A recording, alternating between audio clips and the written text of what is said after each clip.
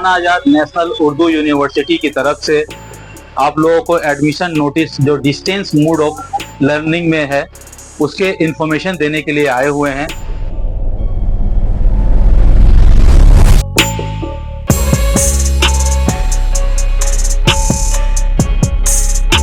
Hello दोस्तों, जैसे आपको मालूम है हम लोग एसएनसी नॉलेज के जरिए आप लोगों को गवर्नमेंट्स के रिलेटेड जो भी जानकारी होती है अपडेट होती है और रिक्रूटमेंट की जानकारी, स्कीम्स और एडमिशन का इंफॉर्मेशन देते रहते हैं। आज हम लोग मौलाना आजाद नेशनल उर्दू यूनिवर्सिटी की तरफ से आप लोगों को एडमिशन नोटिस जो डिस्टेंस मोड ऑफ लर्निंग में है उसके इंफॉर्मेशन देने के लिए आए हुए हैं। और ये इंफॉर्मेशन आपको मौलाना आजाद नेशनल उर्दू यूनिवर्सिटी 1998 में वो अपनी सर्विस का स्टार्ट करता है, जो यूजीसी से grant commission, university grant commission के जरिए इसको अप्रूवल मिलने के बाद वो अपना ब्रांच इंडिया के बहुत से कोनों में खोलता है। और ये डिस्टेंस लर्निंग में उर्दूदार तबके के लिए बहुत मददगार साजगार है। और ये सिर्फ पढ़ाई के मुताबिक ही आपको मतलब आपका फॉर्मल एजुकेशन पे ही काम नहीं करता, इसके साथ ही साथ ये आपको डिस्टेंस लर्निंग के अलावा आपको डिप्लोमा, आईटीआई और आपका डॉक्टरेट तक की पढ़ाई इस यूनिवर्सिटी से की जाती है। ये यूनिवर्सिटी उर्दूदार तबके के लिए बहुत बड़ा एक तोहफा है, जिसके जरिए आप एजुकेशन से जुड़े एजुकेशन से बहुत सारे काम इस यूनिवर्सिटी के जरिए आप किया जा सकता है। साथ ही साथ ये यूनिवर्सिटी में सिविल सर्विस और पब्लिक सर्विस कमीशन का कोचिंग भी कराया जाता है।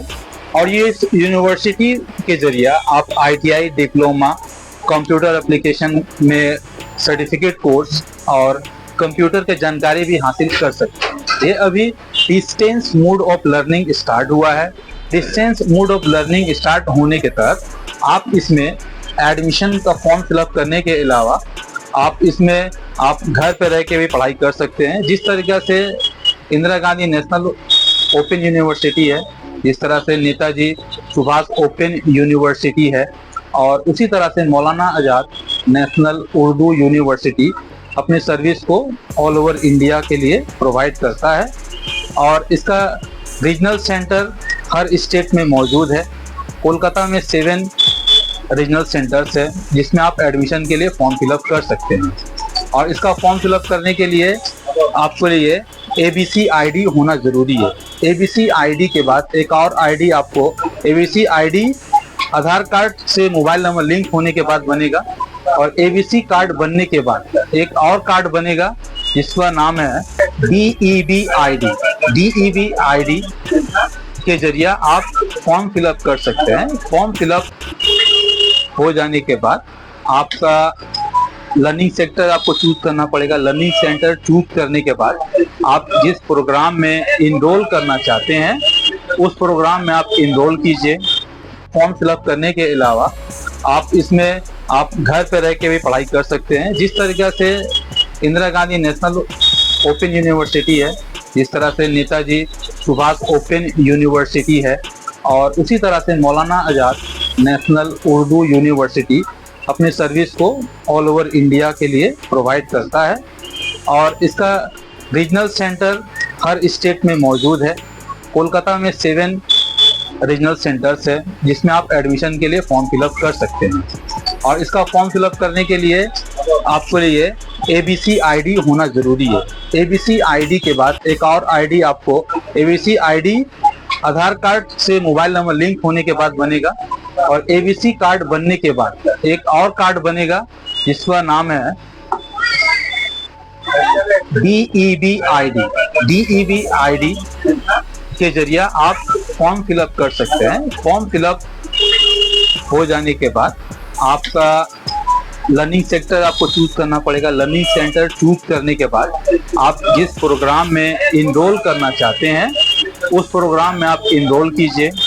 आप जिसके जरिए आप master in English, master in Arabic, master in history, master in Urdu, और साथ ही साथ आप बैचलर, BSc, BCom और BA का फॉर्म फिलअप कर सकते हैं जो डिस्टेंस मोड ऑफ लर्निंग के जरिए होगा।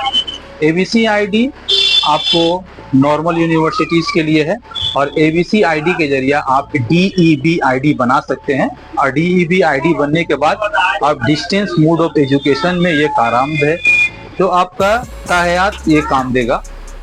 और इसके जरिए आप बहुत से सेंटर से राब्ता कर सकते हैं, घर बैठे पढ़ाई कर सकते हैं।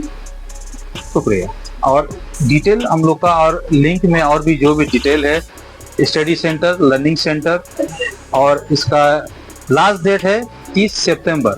फॉर्म फिलअप स्टार्ट हो चुका है, और इसको फॉर्म फिलअप करने के लिए आपको मोबाइल नंबर होना जरूरी है, ईमेल आईडी होना जरूरी है, साथ ही साथ 10th class pass, 12th class pass होने के साथ साथ आपको उसमें उर्दू एज ए सब्जेक्ट होना भी जरूरी है। और साथ ही साथ इसमें आपको 12th क्लास पास होने के साथ आधार कार्ड, फोटो, सिग्नेचर, और अगर लो इनकम ग्रुप से हैं और कुछ आपका फीस में कुछ कमी आ जाएगा, अगर आप इनकम सर्टिफिकेट भी अपलोड करते हैं, इनकम सर्टिफिकेट अपलोड करने के बाद आपकी फीस में कुछ कमी भी आ सकती है, वो कमीशन के ऊपर है, वो कितना कम करेगा नहीं करेगा।